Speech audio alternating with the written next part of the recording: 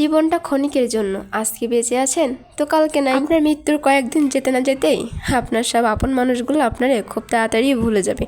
এমনকি যে মানুষটা আপনার ছাড়া থাকতেই পারতো না, সেই মানুষটাও একটা সময় নিজে নিজে বাঁচতে শিখে যাবে, নতুন কাউকে খুঁজবে, নতুনভাবে বাঁচার চেষ্টা করবে। এর জন্য সবসময় অন্যের কথা না ভেবে মাঝে মাঝে নিজেকে নিয়েও একটু ভাববেন, নিজেকেও একটু সময় দিবেন। মাঝে মাঝে ঘুরতে যাবেন, নিজেকে যা খেতে মন চায় সেটা খাবেন, নিজের যা ভালো লাগে সেটা করবেন, নিজেকে প্রায়োরিটি দিবেন, নিজের মতো করে বাঁচতে শিখবেন। আবার দুনিয়ার প্রতি এতটাও আকর্ষিত হবেন না যাতে আপনি মৃত্যুর কথাই ভুলে যান। আপনার দিনে একবার হলেও মৃত্যুর কথা মনে করতে হবে, কারণ আপনাকে যে মরতে হবে, আজ হোক বা কাল হোক, মৃত্যু আপনার কাছে ঠিকই আসবে। তাই শুধু নিজের জীবন উপভোগ করবেন এমনটা না, মৃত্যুর জন্য কিছু গুছাতে হবে। কাউকে এত বেশি ভালোবাসবেন না যে সে আপনার জীবন থেকে চলে গেলে আপনি তাকে ভুলতে পারবেন না, বা তাকে ছাড়া আপনার জীবনটাই অচল হয়ে যাবে। এতটা ভালো কাউকে বাসতে যাবেন না, তাহলে দিন শেষে আপনিই পস্তাবেন। জীবনে চলার পথে অনেক বাধা বিপত্তি আসবে, কিন্তু কখনো ভেঙে পড়বেন না, হাল ছেড়ে দিবেন না, চেষ্টা করবেন। আপনি একদিন না একদিন সফল হবেন। নিজের ইচ্ছায় কোনো কিছু করতে গেলে এটা ভেবে কখনো থেমে যাবেন না যে আমার আত্মীয় স্বজন কী বলবে, পাড়া প্রতিবেশী কী বলবে, লোকজন কী ভাববে।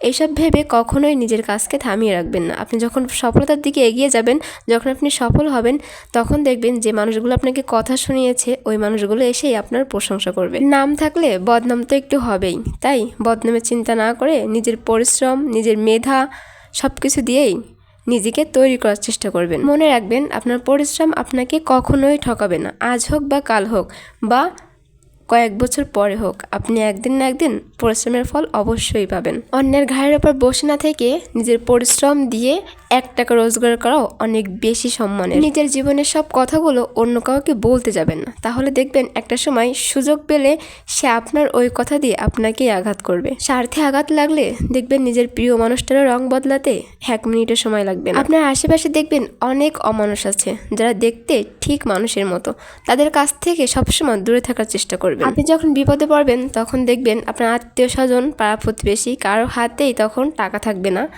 বা আপনাকে সাহায্য করার মতো কোনো ব্যবস্থাই থাকবে না। সবাই তখন বিপদের মধ্যে পড়বে, বলবে আমার এই সমস্যা, আমার ওই সমস্যা, আমার এটা হয়েছে, আমার ওইটা হয়েছে। কিন্তু যখন দেখবেন আপনার হাতে টাকা আছে, আপনি ভালোভাবে চলাফেরা করতেছেন, তখন দেখবেন সেই আত্মীয় স্বজনরাই আপনার সাথে নিজে থেকে আত্মীয়তা করতে আসবে। আবারও বলছি, সব কিছুর মাঝেও নিজেকে ভালো রাখার চেষ্টা করবেন, সবসময় নিজেকে গুরুত্ব দিবেন। নিজের কোনটা ভালো লাগতেছে, নিজের ভালো লাগাকে গুরুত্ব দিবেন।